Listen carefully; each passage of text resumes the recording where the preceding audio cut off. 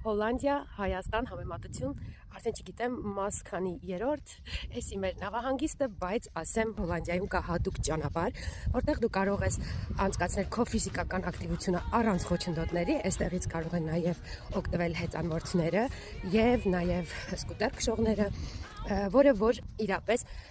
շատ օգնում է հեշտ արագ քո տեմպով ֆիզիկական ակտիվությունը կառավարել եւ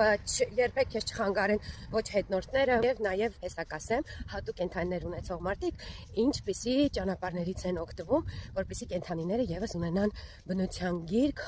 հոգան իրաց կարիքները եւ մարդիկ եւս կարողանան այդ գեղեցիկ թթվածինով լի օդը շնչել եւ նաև վայելել իրաց կենթանիների հետ զբոսանք Այսպես մարդիկ ապահովում են իրենց ֆիզիկական եւ տեսեք ինչքան գեղեցիկ եւ կանաչապատ եւ իրապես նման տեղով քայլելը հաճելի է եւ մոտիվացնող որ դու այն որ դուրս գաս ու առանց որևէ խոչընդոտի քայլես տեսեք մարդիկ եւ շունիկների համար հատուկ քայլելու տեղը որտեղ որ մարդիկ գալիս են իրենց կենթանիներով եւ ման են տալի ասեմ որ կա նաեւ նստարաններ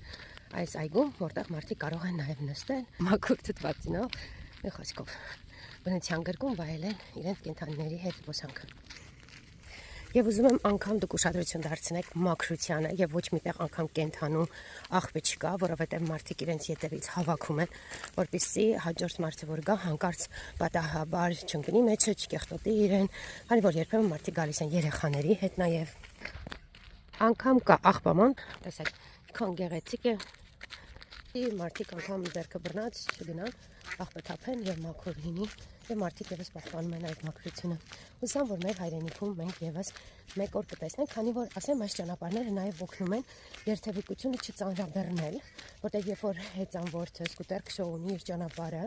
նաեւ մարդիկ իրենց աշխատանքին գնում են ավելի հեշտ շապրելակերպը վարող շարժական միջոցներով